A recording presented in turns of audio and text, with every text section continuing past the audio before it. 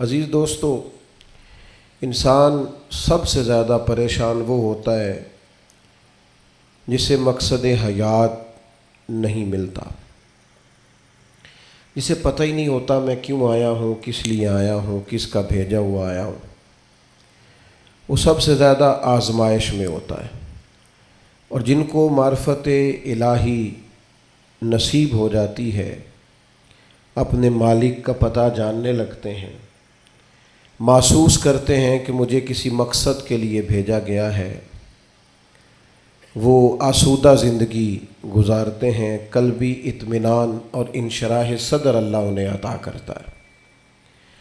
اللہ تبارک و تعالیٰ نے جب اپنے بندوں کی آزمائش کو دیکھا کہ وہ ڈھونڈتے پھرتے ہیں کہ ہم کیوں آئے، کس لیے آئے، کیوں بھیجے گئے، اللہ تعالیٰ نے انبیاء کرام علیہم السلام کا سلسلہ شروع فرمایا، اور پھر اس سلسلے کو بام عروج دیا اور اپنے پیارے حبیب علیہ السلام کو دنیا میں مبعوث فرمایا، اور فرمایا یا ایھا الناس قد جاءکم برہان من ربکم، اے لوگو یہ جو میرے نبی پاک علیہ السلام تمہارے پاس آئے ہیں تو یہ رب کی دلیل بن کر آئے، یعنی حضور سید عالم صلی اللہ تعالی علیہ وسلم کا وجود اطہر، کردار مبارک، آپ کا تبلیغ و ارشاد، آپ کا دعوت دین، یہ سب اس بات کی دلیل ہے کہ نبی پاک علیہ السلام اللہ کے سچے رسول بن کر دنیا میں تشریف لائے۔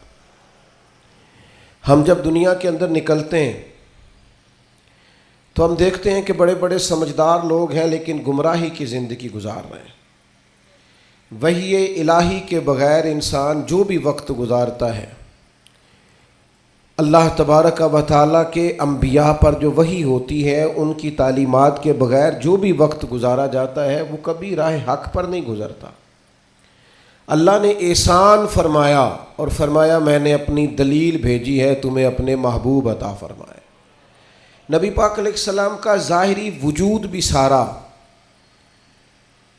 اس بات کی دلیل ہے کہ حضور اللہ کے رسول ہے۔ حضرت عبداللہ ابن رواحہ رضی اللہ تعالیٰ عنہ اس مضمون کو اس طرح بیان فرماتے ہیں، آپ ارشاد فرماتے ہیں کہ حضور کوئی معجزہ بھی نہ دکھاتے، نہ ڈوبے ہوئے سورج کو عصر پر بلاتے، نہ چاند کے 2 ٹکڑے کرتے، نہ درخت سجدہ کرتے، نہ پتھر کلمہ پڑھتے، کوئی معجزہ بھی سرکار نہ دکھاتے، تو فرماتے ہیں حضور کا چہرہ مبارک ہی ایسا تھا لوگوں نے دیکھتے جانا تھا اور کلمہ پڑھتے جانا تھا۔ اللہ تعالیٰ نے حضور کے وجود نور کو اس طرح کا بنایا۔ پھر حضور علیہ السلام کو کچھ خاصیات جو محبوب پاک علیہ السلام کے فضائل، شمائل اور خصائل کو بیان کرتی ہیں، وہ بدرجہ اتم اللہ تعالیٰ نے محبوب کو عطا فرمائی۔ مثلا ایک حضور کی شان یہ ہے کہ نبی پاک امی ہے۔ امی کا معنی یہ ہے کہ حضور نے دنیا میں کسی استاد سے آ کے پڑھا نہیں، حضور سید عالم علیہ السلام کسی مکتب میں نہیں گئے۔ آپ کبھی ان لوگوں سے ملاقات کریں جو دنیا میں جنہوں نے پڑھا لکھا نہیں، وہ بڑے سیانے بھی ہوں نا کبھی، اور بڑے معاملہ فہم بھی ہوں، تو پھر بھی اپنے جملوں اور اپنے لفظوں پر اس طرح کنٹرول نہیں کر پاتے جو ایک پڑھا لکھا آدمی کر سکتا ہے۔ نبی پاک علیہ السلام امی ہیں، سرکار نے دنیا کے کسی استاد سے نہیں پڑھا، لیکن یہ دلیل ہے نا میرے نبی کے سچا رسول ہونے کی کہ حضور نے علم و حکمت کے وہ موتی عطا فرمائے ہیں کہ دنیا حیران رہ گئی۔ یعلمہم الکتاب والحکمہ، اللہ فرماتا ہے یہ تمہیں کتاب بھی سکھائیں گے اور دانائی بھی سکھائیں گے۔ جو فلسفیوں سے کھل نہ سکا اور نکتہ وروں سے حل نہ ہوا، وہ راز ایک طیبہ والے نے بتلا دیا چند اشاروں میں۔ حضور علیہ السلام دانائی، حکمت، تدبر، فہم و فراست۔ آپ سرکار کا کوئی ایک فرمان پڑھ لیں، حضور کی کوئی ایک حدیث پاک آپ لے لیں، اس کی معنویت میں اتریں، اس کی گہرائی اور گہرائی کو آپ دیکھیں، آپ حیران ہو جائیں گے۔ صدیوں کے ادیب، شاعر، حکما وہ اپنا سارا کلام لا کے وہاں قربان کر دیں تو گرد راہ تک نہیں پہنچ سکتے. جو تدبر اللہ تعالیٰ نے نبی پاک علیہ السلام کو عطا فرمایا. آپ غور کریں, حضور مدینہ طیبہ تشریف لائے. اب پیار کرنے والا ہر آدمی ہی قابل اکرام ہوتا ہے. محبتوں کا خراج ہمیشہ انسان کو قرضدار رکھتا ہے. میرے جیسے چھوٹے آدمی سے جب لوگ پیار کرتے ہیں تو اپنی گردن جھکی ہوئی نظر آتی ہے کہ بوجھ زیادہ ہے, اس قابل نہیں ہے جتنی محبتوں کا سامنا ہے.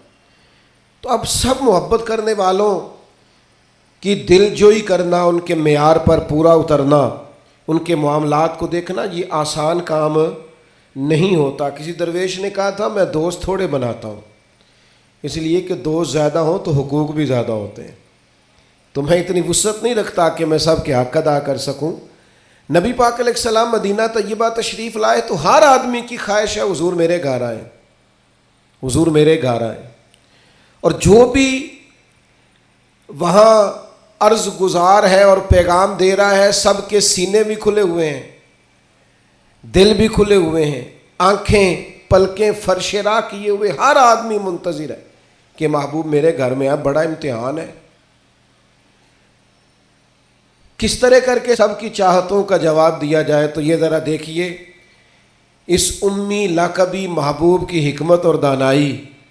محبوب فرمانے لگے بھی میری جو اونٹنی ہے نا یہ معمور من اللہ ہے, میں گویا خود نہیں فیصلہ کرتا میں نے کہاں جانا ہے, جہاں اونٹنی بیٹھ جائے گی میں مہمان بن جاؤں گا. انداز دیکھیے, نبی پاک علیہ الصلوۃ والسلام نے نا اونٹنی کی لگامیں اس کی گردن پر ڈال دیں. اب وہ اونٹنی چلتی جا رہی ہے, تھوڑی آگے جا کے ایک جگہ پہ وہ بیٹھ گئی, لیکن اس کے بیٹھتے ہی حضور اترے نہیں, محبوب بیٹھے رہے. ابھی سرکار کی اونٹنی پوری طرح بیٹھی نہیں تھی, پھر اٹھ کے کھڑی ہو گئی, اور تھوڑا سا آگے چلنے کے بعد حضرت ابو ایوب انصاری کے دروازے کے سامنے بیٹھ گئی. اور وہ اس طرح بیٹھی کہ اس طرح جم کے بیٹھی کہ اس نے اپنی گردن بھی بچھا دی. جب اطمینان سے اونٹنی بیٹھ گئی, نبی کریم اترے, جناب ابو ایوب انصاری رضی اللہ تعالیٰ عنہ کے گھر میں جلوہ فراز ہوئے.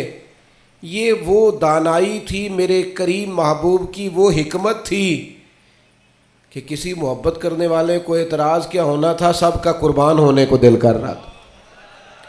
ہمارے ہاں تو 4 بچے ہوتے ہیں اور ہم کسی ایسی دانائی کا مظاہرہ نہیں کرتے کہ ان کے اندر برابری کر سکیں. ہم اس سمجھ بوجھ کا لحاظ ہی نہیں کرتے. ہمارے ایک استاد تھے تو وہ اکثر کہا کرتے تھے, جن کو پڑھانے کی ڈیوٹی لگاتے ان سے کہا کرتے تھے کسی طالب علم سے چڑ نہ جانا, اسکول کے, کالج کے, مدرسے کے کسی بچے سے چڑ نہ جانا. تم اگر کسی سے چڑ گئے تو اس کا مستقبل خراب ہو جائے گا, اس لیے کہ تم ذاتی اناد پال لو گے. بچہ بڑا لائق ہے لیکن تمہارا فرما بردار نہیں, تم چڑ گئے ہو, تم بات بات پہ ڈانٹتے ہو, بالآخر وہ ساری تباہی ہو گئی, بدگمان ہو گیا. نبی پاک علیہ الصلوۃ والسلام امی ہیں, لیکن یہ میرے محبوب کی نبوت کی اعلیٰ دلیل ہے کہ اللہ تعالیٰ نے محبوب کو حکمت, تدبر, دانائی. ہم دانا نہیں ہوتے, شعور نہیں رکھتے, فہم و فراست کا. وہ عارف رومی کہتے ہیں کہ ایک شخص بادشاہ تھا, اس نے خواب دیکھا. خواب میں دیکھا کہ اس کے سارے دانت ٹوٹ گئے. اس نے ایک معبر کو بلایا, تعبیر کرانے والے کو. اس سے کہا اس کی تعبیر کیا ہے؟ اس نے کہا جناب اس کی تعبیر یہ ہے کہ آپ کے سارے رشتہ دار آپ کی زندگی میں فوت ہو جائیں گے. اب وہ بادشاہ اتنا ناراض ہوا, اس نے وہ تعبیر کرنے والا بھی قتل کروا دیا. اس نے کہا وہ بھی کوئی زندگی ہے جس میں نہ بھائی ہو, نہ بہن ہو, نہ بچے ہو, نہ بیوی ہو, نہ ماں ہو, نہ باپ ہو, مروا دیا. ایک اور آدمی تعبیر کرنے والا تھا پر وہ دانا بھی تھا, اس کو بلایا اور بلا کر بادشاہ نے کہا میں نے خواب دیکھا ہے, خواب میں میرے سارے دانت ٹوٹ گئے, تعبیر بتائیں. تو وہ کہنے لگا بادشاہ مبارک ہو, اس کی تعبیر یہ ہے کہ اللہ تعالیٰ خاندان میں سب سے لمبی عمر آپ کو عطا فرمائے گا. بادشاہ نے اسے انعام دیا, کہا تو جیتا رہ, کیا تو نے بات کی ہے. اب میری بات کو سمجھیے گا، تعبیر اس نے بھی وہی بتائی ہے جو پہلے والے نے بتائی، لیکن پہلے والے نے کہا تیرے سارے رشتہ دار تیری زندگی میں فوت ہو جائیں گے، اس نے اسے بھی مروا دیا۔ بات اس نے بھی وہی کی ہے، لیکن بات گرچہ بے سلیقہ ہو کلیم، پر بات کرنے کو سلیقہ چاہیے۔ آپ بے سلیقہ بات بھی کریں پر سلیقے سے تو کریں، کوئی لہجہ ہی نہیں، حکمت ہی نہیں، کوئی دانائی نہیں۔ دوسرے نے کہا اللہ تعالیٰ آپ کو سب سے لمبی عمر عطا کرے گا، تو بات پھر بھی وہی ہے کہ باقی سارے چلے جائیں گے اور آپ موجود ہوں گے، لیکن اس میں دانائی ہے نا، حکمت ہے نا۔ فتح مکہ کا موقع تھا، عجیب حالات درپیش ہوئے۔ اسلام کا جھنڈا حضرت سعد ابن عبادہ رضی اللہ تعالیٰ عنہ کے پاس تھا، بڑے عظیم صحابی۔ بدر کے موقع پر جس آدمی نے اپنے جذبات سے ماحول گرما دیا وہ حضرت سعد بن عبادہ، ہمیشہ اگلی صفوں میں مجاہدوں کی رہنے والے، مال خرچ کرنے والے، نڈار آدمی، لیکن جھنڈا ان کے ہاتھ میں تھا۔ حالات کچھ اس طرح کے پیدا ہوئے کہ بعض لوگوں نے مطالبہ کیا ان سے جھنڈا لیا جائے، اور کوئی معقول وجہ نہیں تھی، لیکن بعض اوقات نا حالات ایسے بن جاتے ہیں۔ اب حضور علیہ السلام کی بارگاہ سے مطالبہ ہو رہا ہے کہ آپ جناب سعد بن عبادہ سے جھنڈا لے لیں۔ یہ نوجوانوں سے بالخصوص عرض کروں گا کہ علم بھی تبھی بندے کو فائدہ دیتا ہے جب اس کے ساتھ کچھ بندے کو شعور بھی ہو، ہنر بھی تبھی فائدہ دیتا ہے جب اس کے ساتھ کچھ نہ کچھ دانائی بھی ہو۔ شیخ سعدی فرمایا کرتے تھے ایک من علم ہونا تو سنبھالنے کے لیے 10 من عقل کی بھی ضرورت ہوتی ہے، ورنہ ضائع ہو جاتا ہے سارا۔ دانائی، تدبر، یہ دیکھیے امی لقبی محبوب سے ہم نے دانائی سیکھنی ہے، تدبر سیکھنا ہے، فہم و فراست سیکھنی ہے۔ زندگی میں شعور کس کو کہتے ہیں یہ حضور ہمیں سکھائیں گے۔ کہ جناب حضرت سعد بن عبادہ کو اتارنا ہے۔ اب بڑے بڑے دانا صحابہ کہہ رہے تھے یا رسول اللہ کوئی ایسی بات نہیں ہے، حالات اس طرح کے ہیں، کیسے یہ فیصلہ کریں گے؟ تو حضور نے فرمایا کوئی مشکل نہیں، اتار دیتے ہیں، بدل دیتے ہیں، ان سے منصب لے لیتے ہیں۔ یا رسول اللہ یہ آسان نہیں ہے، کیسے؟ فرمایا ابھی دیکھنا تم، یہ اللہ تعالیٰ نے میرے محبوب کو حکمت کی خزانوں کی کنجیاں عطا فرمائی۔ نبی کریم علیہ السلام نے فرمایا سعد بن عبادہ جھنڈا دے دیں آپ واپس، اب آپ لشکر کے علم بردار نہیں رہے۔ انہوں نے بوجھل ہاتھوں سے جھنڈا تھاما ہوا تھا، پریشان تھے کہ کوئی ایسی بات نہیں۔ جب حضور نے کہا دیں تو وہ غلام تھے، سانو قید سجن دا گہنا ہے، وہ جینجے رکھے ایسا اونج رہنا ہے۔ انہیں اسی وقت جھنڈا تھما دیا، خوش ہو کے تھما دیا۔ لیکن یہ میرے محبوب کی حکمت ہے، محبوب نے جناب سعد بن عبادہ سے جھنڈا لیا اور قریب ان کے جوان بیٹے کھڑے تھے، محبوب نے جھنڈا انہیں دے دیا، فرمایا کمان تیرے ہاتھ میں ہے۔ باپ کا قد اس وقت 10 فٹ زمین سے اونچا ہو جاتا ہے جب اس کا بیٹا اس کی جگہ پہ بیٹھ جاتا ہے۔ وہ کہتا ہے میری فکر گئی، میں اب بے فکر ہوں۔ جب انہی کے بیٹے کو وہ منصب ملا تو اب حضرت سعد بن عبادہ کے چہرے کی کیفیت یہ تھی کہ وہ گویا اپنی آنکھوں اور اپنے چہرے سے بتا رہے تھے میں تو خود جھنڈا پکڑ کے اتنا راضی نہیں تھا جتنا اپنے بیٹے کے ہاتھ میں دیکھ کے راضی ہوں۔ یہ آپ تدبر سیکھیں۔ میں اپنے نوجوانوں کو دیکھتا ہوں جذباتی مزاج، بھاگتے دوڑتے، بے چین، پریشان، الجھے ہوئے۔ ابھی میں ملک سے باہر تھا، میرے ساتھ اکثر ایسے ہوتا ہے، بیرون ملک جو لوگ ہوتے ہیں نا وہ زیادہ پریشان ہوتے ہیں پاکستان کے حالات کو لے کر، وہ زیادہ خبریں دیکھتے ہیں۔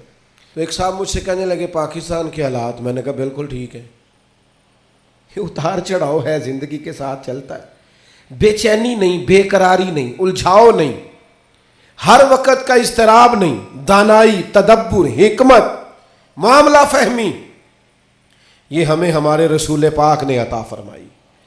آپ اپنی زندگی کو سلیقے سے گزاریں، قیمتی بنائیں۔ آپ اپنے وجود سے بڑا کام لے سکتے ہیں، لیکن کیا ہے؟ دانائی نہیں ہے، جذباتی مزاج، اور جذباتی پن ہماری طبیعتوں کا حصہ ہے۔ جذباتی فیصلے، جذباتی باتیں۔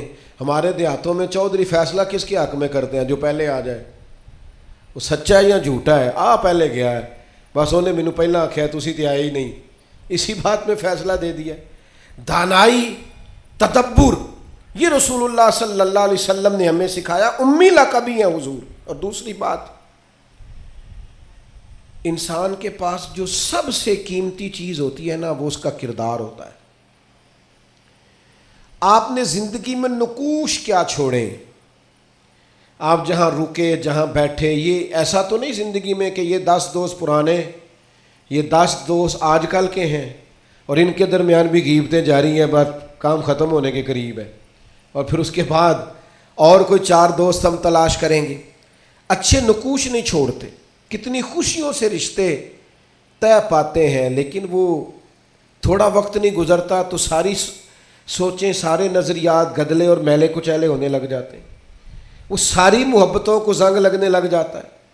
عظمت کردار، بلندی، آپ کے افکار، آپ کا اچھا گمان، آپ کی سوچیں، آپ حیران ہوں گے اللہ تعالیٰ نے نبی پاک کا وجود ہی معجزہ بنایا ہے، لیکن جب حضور کے اپنوں نے دلیل مانگی نا، اپنوں کو مطمئن کرنا بڑا مشکل کام ہوتا ہے۔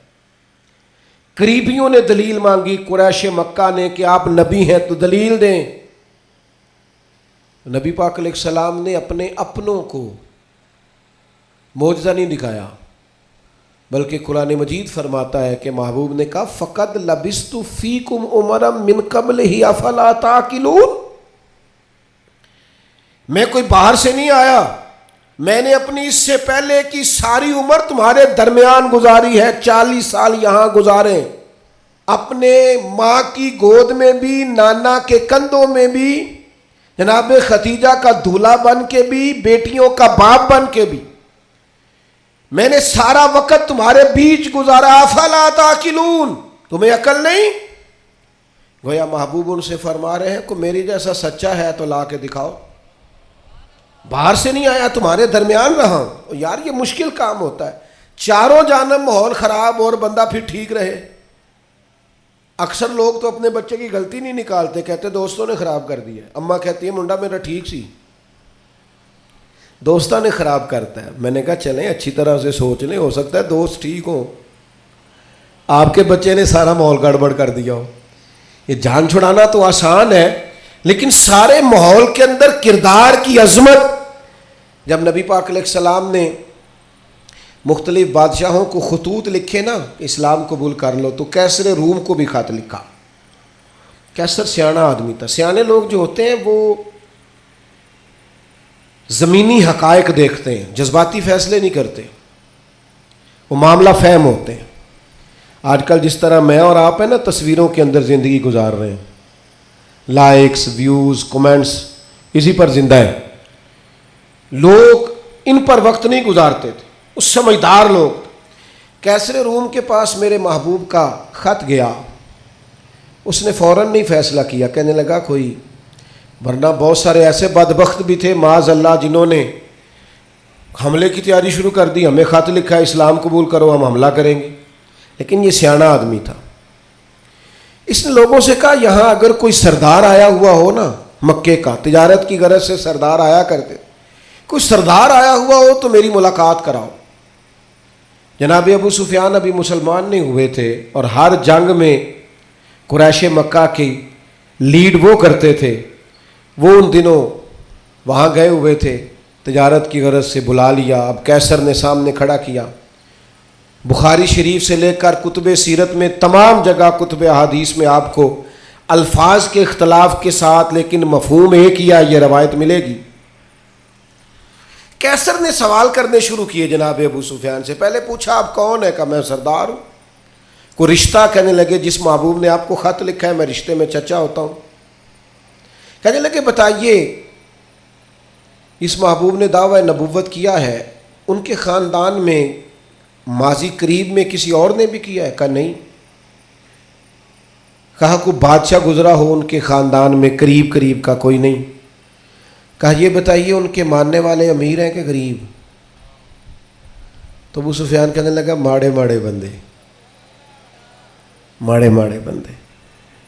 میں آپ مجھ سے ناراض نہ ہوئیے گا، لیکن محفل میلاد میں بھی ماڑے ماڑے بندے آتے ہیں، سیاسی سماجی لوگ بھی آتے ہیں کسی سے ادھاری ٹوپی لے کے، ان کا خیال ہوتا ہے چلو میلاد کی محفل کی بھی قیادت جلدی سے ہم لے لیں، جلوس بھی جلدی سے قبضہ کر لیں، کل کو ان لوگوں کے پاس بھی جانا ہے الیکشن کے دنوں میں۔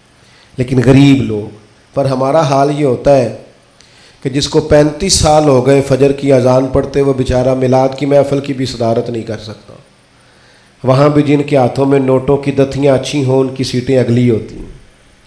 یہ ذوق ٹھیک نہیں، یہ اس محفل کے وقار کے حق میں نہیں۔ یہ بات، یہ بڑی بلند و بالا محفل ہے، اس کا معیار اور ہونا چاہیے۔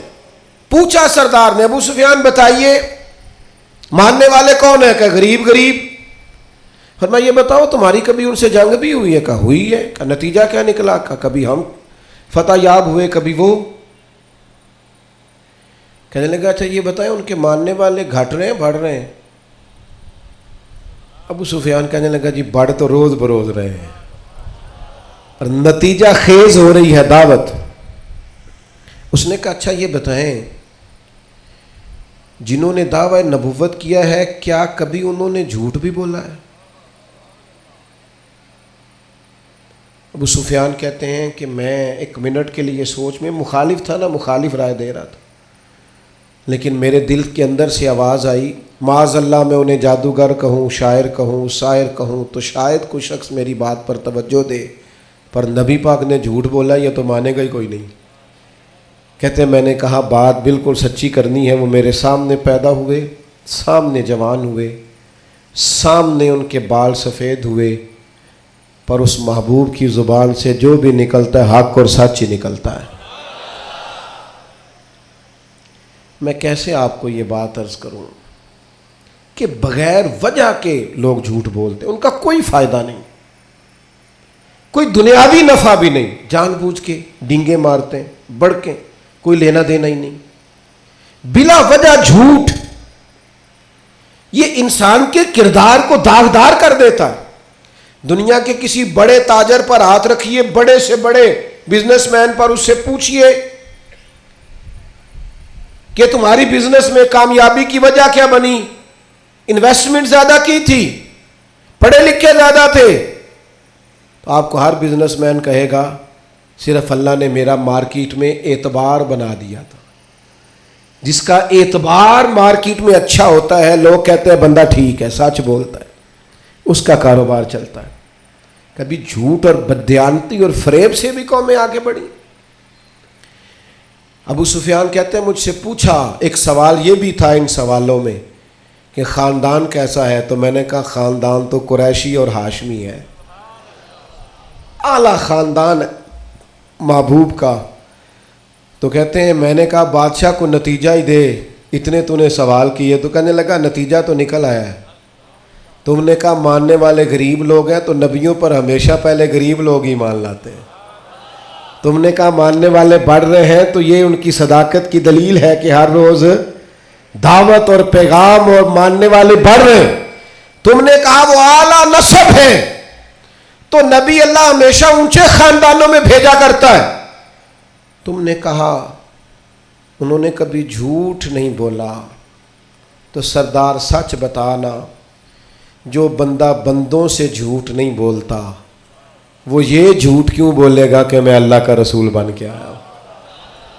نتیجہ تو نکل آیا۔ اسیر دشمن کی چاہ میں بھی، مخالفوں کی نگاہ میں بھی وہ امی ہے، صادق ہے، معتبر ہے، میرا پیغمبر عظیم تر ہے۔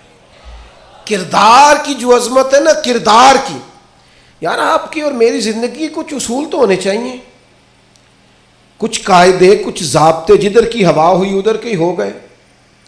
آج کل یہ نیا والا فیشن ہے لہذا یہ اپنا لو۔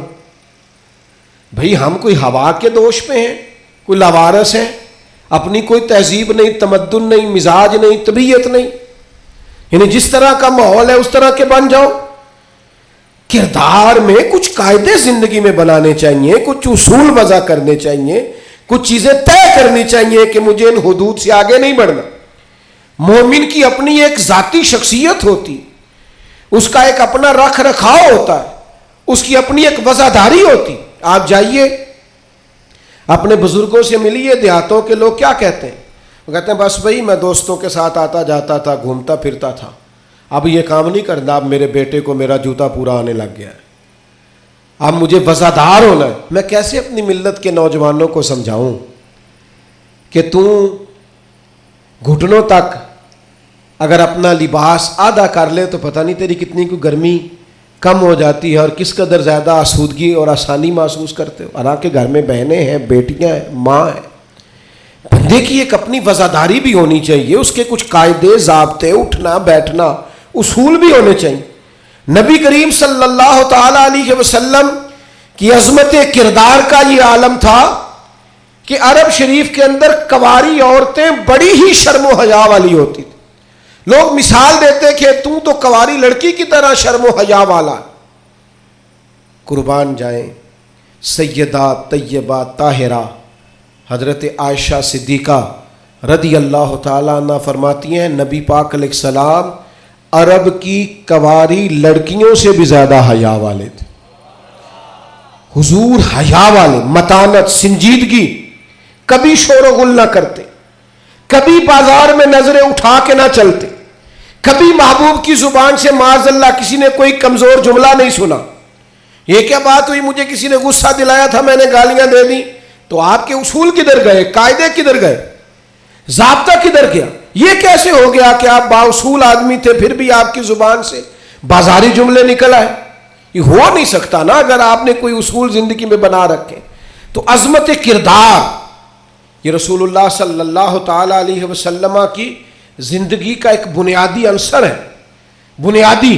اور پھر حضور سید عالم صلی اللہ تعالی علیہ وسلم کو اللہ تبارک و تعالیٰ نے ایک شان اور بڑی امتیازی عطا فرمائی، بڑی انوکھی۔ وہ یہ تھی کہ اللہ تعالیٰ نے نا محبوب کو فصاحت و بلاغت عطا فرمائی، یعنی بات کہنے کا جو سلیقہ، جو انداز حضور جانتے ہیں نا، یہ کسی اور کو نصیب۔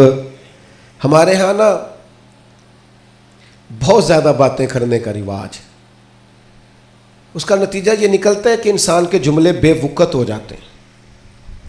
لوگ کہتے ہیں یار عادت ہے اس کی، اور کچھ لوگ ایسے ہوتے ہیں کہ جن کے پاس آپ بیٹھے نا تو کبھی کبھی تیل کی ضرورت پڑ جاتی ہے کہ تھوڑا تھوڑا یہاں لگا لے بندہ، اس لیے کتنی باتیں سناتے ہیں، اتنی باتیں۔ اور آج کل تو ایک اور رواج بھی ہو گیا ہے، کہتے ہیں قطع کلامی معاف اور ساتھ ہی بات شروع۔ تو میں کئیوں سے کہتا ہوں پہلے پوچھ تو لیں ہم نے معاف کیا بھی ہے کہ نہیں۔ آپ تو گن پوائنٹ پہ معافی لے رہے ہیں، آپ نے حکم دائر کیا ہے قطع کلامی معاف اور آپ شروع ہو گئے۔ گفتگو میں، لہجے میں، دعوت دینے میں، پیغام دینے میں آپ کی خدمت میں عرض کروں گا روز بچوں کو بھی نہیں ڈانٹنا چاہیے، روز نہیں نصیحت کرنی چاہیے ورنہ نصیحت بے وقت ہو جاتی۔ روز ہی انسان کو اس طرح کا ماحول نہیں بنانا چاہیے وہ اس کی طبیعت ٹھہراؤ والی ہو، یعنی سکوت جو ہوتا ہے نا، چپ خاموش آدمی وہ لگتا ہے کہ کوئی طوفان لیے بیٹھا ہے، لگتا ہے کہ یہ اس وقت کسی خاص گہرائی اور گہرائی میں اتر کر کوئی اچھی منصوبہ بندی کر رہا۔ نبی پاک علیہ السلام کو اللہ نے بڑی فصاحت و بلاغت عطا فرمائی، لیکن اس کے ساتھ ساتھ اللہ تعالیٰ نے علم کے خزانوں کی کنجیاں دیں۔ سرکار جب بات کرتے نا تو صحابہ فرماتے ہیں ہر جملہ دوسرے جملے سے جدا ہوتا، اس طرح حضور بولتے کہ اگر کوئی لفظ گننا چاہتا تھا تو گن بھی سکتا تھا۔ یعنی بات وہ ہمارے ہاں اکثر نا محافل میں ایسا ہوتا ہے کہ وہ بعض اوقات بڑی سادی سی بات بھی اتنے جوش کے ساتھ کی جاتی ہے کہ میری طرح کا طالب علم سوچنے لگ جاتا ہے کہ یہ بات تو آرام سے بھی کی جا سکتی تھی، اس میں اتنا پریشان ہونے کی ضرورت، یہ سادی سی بات تھی، آپ بڑے خوبصورت لہجے میں بھی کہہ سکتے تھے۔ اللہ تعالیٰ نے محبوب کو فصاحت دی، بلاغت دی، معاملہ فہمی دی، اور حضور علیہ الصلاۃ والسلام بڑے ٹھہرے ٹھہرے انداز میں بات کرتے، لیکن جب بات کرتے تو حضور نہ بات کا رخ بدل دیتے، یعنی بندہ سوچ رہا ہے اس رستے جانے کی، لیکن کریم کی حکیمانہ بات بندے کا رستہ چینج کر دیتی، وہ بالکل انسان ڈائریکشن بدل لیتا کہ نہیں یار یہ رستہ ٹھیک ہے۔ اب بات کو سمجھیے گا، ایک ہوتا ہے بندے کے پاس مال نہیں تو وہ فقیر ہے، کچھ لوگ ایسے ہوتے ہیں کہ وہ امیری میں فقیری کرتے ہیں، مالدار ہوتے ہیں، بڑا اللہ نے دیا ہوتا ہے، لیکن ان کے مزاج سے دولت نہیں چھلکتی، عہدہ نہیں چھلکتا، وہ درویشوں کے ساتھ بیٹھتے ہیں، سادہ طرز زندگی۔ یہ بھی نبی پاک علیہ السلام کا خاصہ ہے، حضور کی نبوت کی دلیل ہے کہ نبی پاک نے فقیرانہ زندگی کو اختیار کیا۔ آپ ذرا انداز دیکھیے، حضرت عمر رضی اللہ تعالیٰ عنہ کہتے ہیں میں ملنے کے لیے پہنچا تو موٹے بان کی چارپائی، حضور اس پر آرام فرمائے، فرماتے ہیں جب میں گیا تو سرکار اٹھ کے بیٹھے، اور جب حضور اٹھے نا تو آپ کی کمر مبارک سے نا ذرا کپڑا ہٹا۔ وہ جنہوں نے پرانی موٹے بان کی چارپائیاں دیکھی نا، منجدی منجی جنہوں کئی دس، تو وہ کبھی اٹھتے تھے نا سو کے تو کمر پر نشان چھوڑتی تھی۔ حضرت عمر رضی اللہ تعالیٰ عنہ اپنے مزاج کے لحاظ سے دلیر آدمی تھے، لیکن جناب فاروق اعظم رضی اللہ تعالیٰ عنہ نے محبوب کو اس حال میں اٹھتے دیکھا تو آنکھوں میں آنسو آ گئے، اور حضرت عمر نے نا ایک فکر بیان کی، ایک ڈائریکشن بیان کی، اپنی سوچ عرض کی حضور کی بارگاہ میں، عرض کی یا رسول اللہ صلی اللہ تعالی علیہ وسلم، ایک کیسر و کسرا اللہ کے دین کے دشمن ہے اور اتنی آرام دہ زندگی گزارتے۔ بہت سارے لوگ سوال نہیں کرتے وہ فلاں ملک دیکھو غیر مسلم ہے لیکن آسودہ حال کتنا ہے۔ محنت ضرور کریں، جد و جہد ضرور کریں، یہ بات کرنے کا مقصد یہ نہیں کہ محنت چھوڑ دی جائے، خوب مشقت کریں۔ جد و جہد تو انسان کو زندہ رکھتی، اس سے تو پتہ چلتا ہے کہ انسان کے اندر روح موجود ہے، جو بالکل ہلتے جلتے نہیں، حرکت نہیں کرتے ہو تو مردے ہو جاتے ہیں۔ تو زندگی زندہ دلی کا نام ہے، مردہ دل کیا خاک جیا کرتے ہیں۔ لیکن یہ سوچ کا یہ زاویہ بھی دیکھیے، حضرت عمر نے عرض کی یا رسول اللہ صلی اللہ تعالی علیہ وسلم، وہ کیسر و کسرا اللہ کے دین کے دشمن اتنی آسودہ آسان زندگی گزارتے اور آپ محبوب ہو کے۔ اب یہ ایک زاویہ ہے سوچ کا، لیکن نبی پاک علیہ السلام نے اس زاویے کو نیا رستہ دیا۔ یعنی سوچ یہ ہے کہ آپ محبوب ہیں اور ظاہری طور پر یہ وقت مشکل ہے، دوسری جانب دشمن ہے، اور یہ گاؤں تک یہ لاؤ لشکر، یہ آسان زندگی۔ حضور نے سوچ ہی بدل دی، فرمایا عمر کیا تم یہ پسند نہیں کرتے کہ وہ دنیا میں تھوڑی سی آسانی لیں اور آخرت میں رسوا ہو جائیں؟ اور فرمایا کیا تم یہ پسند نہیں کرتے ہم دنیا میں تھوڑی سی مشقت اٹھائیں اور آخرت کی ساری عزتیں اللہ ہمیں ہی عطا فرما دے؟ یہ ایک ایسی سوچ تھی کہ جناب عمر کہتے ہیں میرا زاویہ نگاہ ہی بدل گیا کہ جنت میں جئیں گے من چاہی زندگی، وہاں اللہ کے انعامات سے بھرپور لطف اندوز ہوں گے، وہاں اللہ تبارک و تعالیٰ اور اس کے محبوب کے قرب میں ان نعمتوں کو محسوس کریں گے، اور حضور نے زاویہ بدل دیا۔ یقین ایک شخص نے آ کے کہا یا رسول اللہ مجھے آپ سے محبت ہے، حضور نے فرمایا سوچ کے کہو۔ یہ ویسے ہم سے نہیں آج کوئی بھی کہہ سکتا، سوال ہی نہیں پیدا ہوتا۔ میں عاشق رسول ہوں تو کوئی بندہ کہے سوچ لے اچھی طرح، کہنے تو نے یہ کیسے بات کر دی، میرے سے بڑا عاشق ملے گا نہیں ڈھونڈنے سے۔ کہا یا رسول اللہ آپ سے محبت ہے، تو فرمایا سوچ لو۔ یا رسول اللہ آپ سے محبت ہے، فرمایا پھر سوچ لو۔ 3 بار حضور نے کہا۔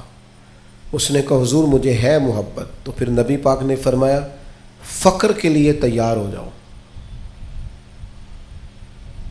آزمائش کے لیے تیار ہو جاؤ، یاری تیری سونا پر آزمائشاں تیریاں اگ، یہ سونا پرکھیا جامد ہے پر نہ لگاں دے لگ، آزمائش کی تیاری کرو۔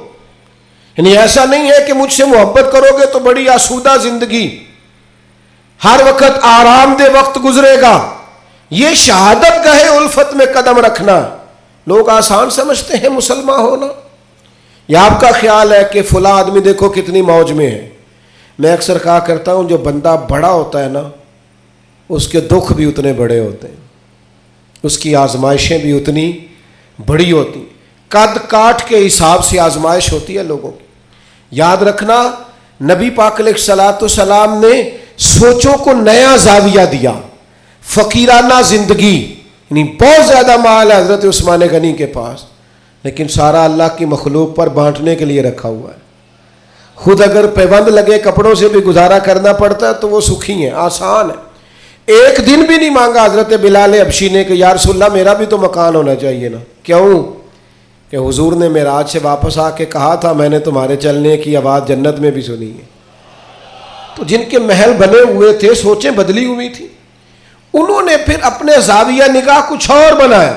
بس بات سمیٹنے کی طرف آ رہا ہوں. ایک چوتھی بات نبی پاک علیہ الصلوۃ والسلام کے نبی ہونے پر، اللہ تعالیٰ کی طرف سے برہان ہونے پر بڑی دلالت کرتی، وہ یہ ہے کہ میرے رسول پاک نا طبیب روحاں ہیں. حضور دلوں کے طبیب ہیں. یعنی کچھ چیزیں ایسی ہیں جو انسان کے ظاہر کو سنوار دیتی ہیں لیکن باطن پیاسا رہ جاتا ہے. آپ نے بہت سارے لوگ دیکھے ہوں گے، یہ انزائٹی بھلا کس گھر میں زیادہ آتی ہے؟ ڈپریشن اور ٹینشن کس گھر میں زیادہ آتا ہے؟ جس میں بہت زیادہ سہولیات ہوتی ہیں، بہت زیادہ سرمایہ ہوتا ہے، 2-4 نوکر ہوتے ہیں، وہاں انزائٹی بھی ہوتی. کیوں؟ کہ دکھ ہمیشہ انسان کے ساتھ رہتا ہے. جب رزق کا، صحت کا، بچوں کا سارے دکھ نکل جاتے ہیں، بندے کو سہولت آتی ہے تو اب پریشان تو رہنا ہی ہے. لقد خلقنا الانسان فی کبد، اللہ نے انسان کو مشقت میں پیدا کیا ہے. اب انزائٹی آ جاتی ہے، ڈپریشن آتا ہے، ٹینشن آتی. نبی پاک صلی اللہ تعالیٰ علیہ وسلم نا طبیب روحاں ہیں. حضور دلوں کے طبیب ہیں. محبوب کو اللہ نے یہ کمال دیا ہے کہ حضور دل کی دنیا بدل ڈالتے. یعنی حضور کی بارگاہ عالی مرتبت میں جو آتا نا، باطنی طور پر، روحانی طور پر وہ تبدیل ہو جاتا، اس کی کیفیات بدل جاتی. کفر، شرک، نفاق، ہر چیز سے وہ دور ہو جاتا، حتیٰ کہ ہرس، ہوس، لالچ، یہ ساری بیماریاں اس کی جان چھوڑ جاتی. خدا را میری اس بات پر خاص توجہ کرنا، ہم بھی اگر چاہتے ہیں نا بے چین روحیں چین پائیں تو پھر نا کوئی ایک بات حضور کی لے لے زندگی میں. ایک بات، ایک شخص صدر ہوا بہت بڑے غیر مسلم ملک کا، اس سے لوگوں نے کہا کہ آپ منشور دیں. یہ جو پہلی تقریر کرتے ہیں نا وزیر اعظم یا صدر، وہ تقریر دستور ہوتی ہے، منشور ہوتی ہے، میں یہ کروں گا، میں یہ کروں گا. اور ہمارے ہاں تو بہت سارے دعوے بھی کر دیے جاتے ہیں اسی تقریر میں. اس سے کسی نے کہا کہ اتنے ملک کے آپ صدر بنے ہیں تو ملک کیسے چلائیں گے؟ تو اس نے کہا میرے پاس مسلمانوں کے نبی کی ایک حدیث ہے صلی اللہ تعالی علیہ وسلم، میرا وہی دستور ہے، وہی منشور ہے. کہا وہ کیا؟ تو بڑی عام روایت ہم سب کو آتی ہے. نبی پاک علیہ السلام نے فرمایا مومن وہ ہے جو اپنے لیے پسند کرے وہی اپنے بھائی کے لیے بھی پسند کرے. وہ کہنے لگا بس میں نے طے کر لیا ہے، جو میرے اور میرے بچوں کے لیے اچھا ہوگا سارے ملک کے لیے وہی کریں گے. اسی میں ہم اپنا سارا دستور اور منشور رکھتے ہیں. حضور سید عالم صلی اللہ تعالیٰ علیہ وسلم کا کمال یہ تھا کہ حضور کی بارگاہ میں جو لوگ آتے تھے وہ قلبی اطمینان محسوس کرتے تھے. قلبی، آپ اندر سے مطمئن ہونا تو سادی روٹی بھی لذت دیتی ہے، لیکن ذہنی طور پر آپ کسی آزمائش کا شکار ہو تو جتنے مرضی اچھے کھانے پکا لیں. حضور کی بارگاہ عالی مرتبت میں کمال یہ ملا لوگوں کو کہ انہیں اطمینان قلبی، فقیری میں بھی. سیدہ طیبہ طاہرہ حضرت خدیجہ الکبریٰ رضی اللہ تعالیٰ 20 گویا کنیزیں تھیں جناب خدیجہ کے گھر کام کرنے، ملکہ تھیں وہ تو گویا مکے کی، لیکن جب نبی پاک کی بارگاہ میں آئیں تو سارا مال خیرات کر دیا. وہ جن کے کام کوئی کرتا تھا وہ خود چولہے میں ایندھن جلاتی، وہ خود کھانا پکاتی، سارے کام کاج کرتی.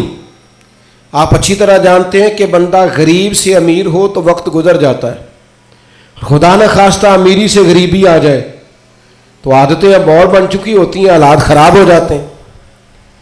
جناب خدیجہ رضی اللہ تعالی عنہا اس قدر زیادہ مطمئن تھی اپنی وہ زندگی پر کہ محبوب کے لیے کھانا پکا کر وہ باورچی خانے سے نکلی اور لا کر حضور کی بارگاہ میں پیش کیا تو حضور فرمانے لگے ختیجہ آپ کے آنے سے پہلے جبریل امین آ گئے اور انہوں نے آن کر کے فرمایا ہے کہ یا رسول اللہ ختیجہ آ رہی ہے، ختیجہ کا رب کہتا ہے میرا ختیجہ کو سلام کہہ دیجئے گا۔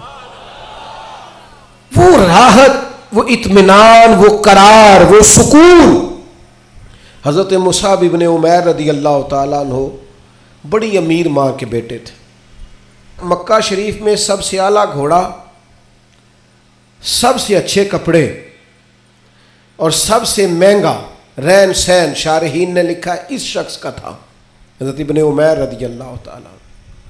لیکن مشکات میں حدیث ہے، حضرت مولا علی شیر خدا حدیث کے راوی ہیں، فرماتے ہیں ایک دن حضرت مصعب ابن عمیر رضی اللہ تعالیٰ عنہ مسجد نبوی میں آئے تو ان کی حالت یہ تھی کہ ٹاٹ کا لباس پہنا ہوا تھا، کلمہ پڑا ہے، مسلمان ہوئے ہیں، حالات کا سامنا ہے، وقت نے اور طرح کا رخ اختیار کر لیا ہے اور ایک پیر میں گویا جوتا ہے دوسرے میں نہیں ہے، کوئی کام کیا چلے گئے۔ حضرت علی کہتے ہیں وہ چلے گئے پر حضور کی آنکھوں میں آنسو آ گئے اور کریم فرمانے لگے دیکھو یہ وہ تھا جو بڑا شاہانہ وقت گزارتا تھا، میری محبت نے اس کا کیا حال کر دیا۔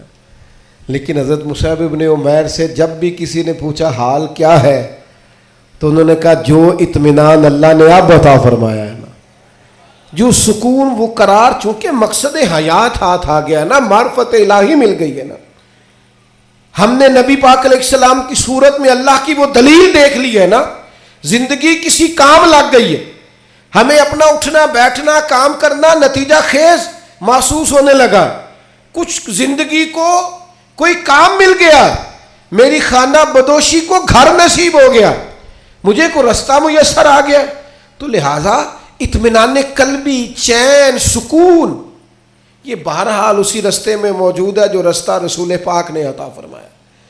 دل بے چین ہے، طبیعتیں بے قرار ہیں، شکوے ہی شکوے ہیں، پریشانیاں ہی پریشانیاں۔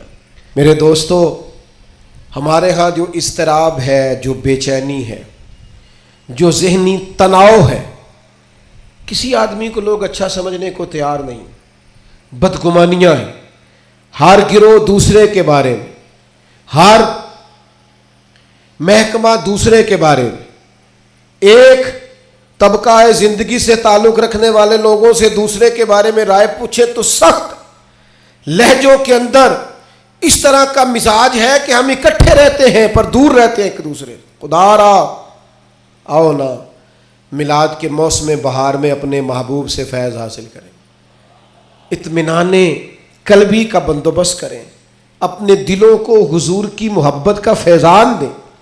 ہم تھوڑا ٹھہرنا سیکھیں، تھوڑی بردباری سیکھیں، تھوڑا حلم سیکھیں، تھوڑا تدبر سیکھیں، اپنے نبی کریم علیہ السلام سے حکمت سیکھیں، دانائی کے سوتے ہماری طبیعتوں سے پھوٹے۔ دو قسم کے لوگ مطمئن زندگی گزارتے ہیں، دو قسم کے حکماء نے لکھا، دو بندے، ایک جو جس کے پاس جائز پیسے ہوں اور وسیع ہوں، ناجائز پیسے وسیع ہوں تو وہ بھی بے چین رکھتے ہیں، بندہ مطمئن نہیں رہتا، الجھا رہتا ہے۔ جائز پیسے ہوں اور وسعت ہو رزق میں تو انسان مطمئن ہوتا ہے۔ اور دوسرا، اگر اللہ کتاب و سنت کا علم عطا کر دینا، پھر طبیعت میں وہ ٹھہراؤ آتا ہے، وہ سکون آتا ہے۔ تو یاد رکھنا، نبی پاک کی صرف باتیں پڑھ لی جائیں نا، سیرت پاک کو پورا پڑھ لیا جائے، حضور علیہ الصلوۃ والسلام کا وقار، بردباری، معاملہ فہمی، تدبر، حضور علیہ السلام کا حقوق العباد کا چارٹر، انسانی حقوق کے تعلق سے سرکار کے ارشادات۔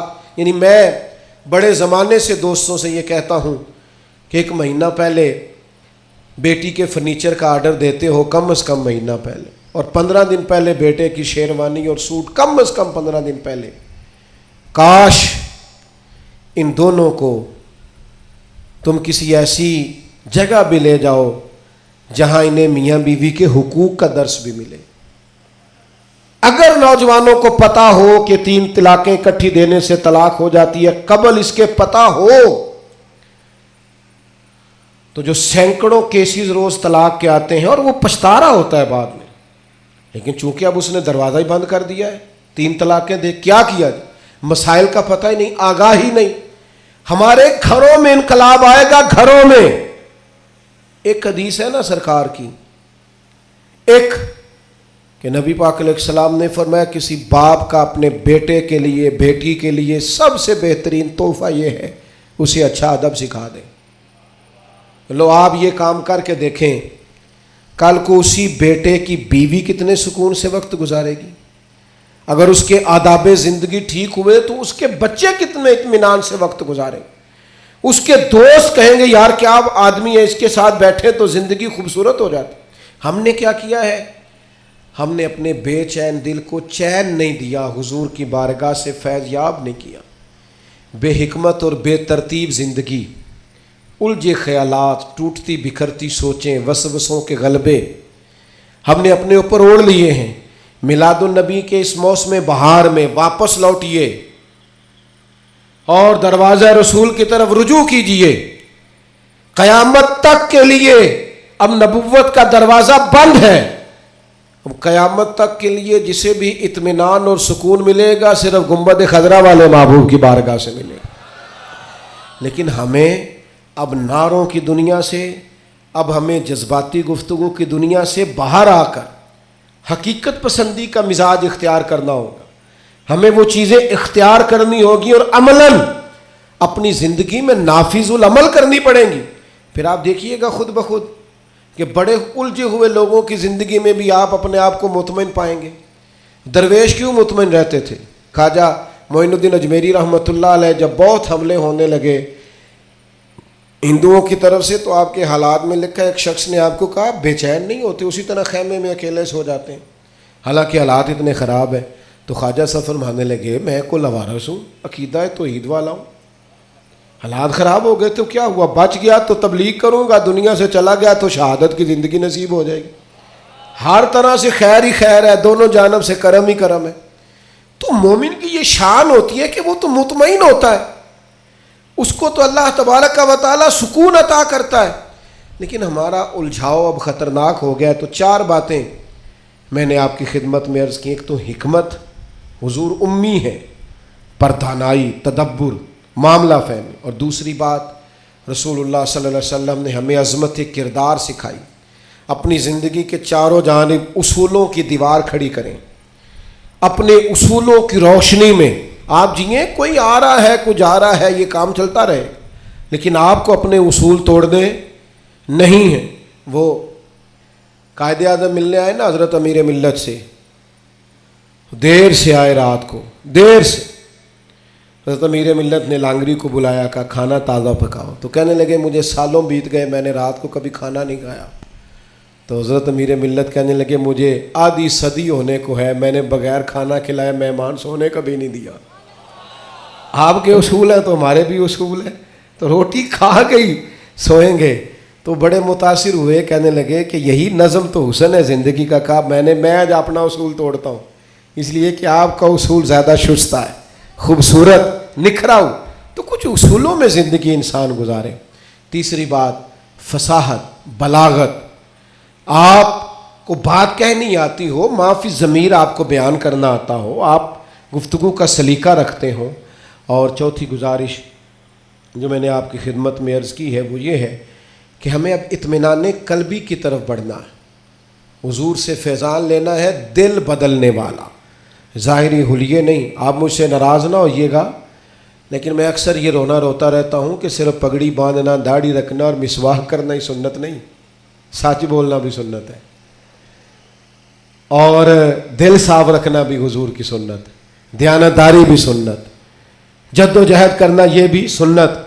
تو حضور نے جو کل دین ہمیں دیا ہے اس پر عمل کرنے کی کوشش کریں۔ اللہ تعالیٰ آپ کی اس خوبصورت اور پروقار تقریب کو اور ہماری حاضریوں کو قبول فرمائے۔ وما علینا الا البلاغ المبین۔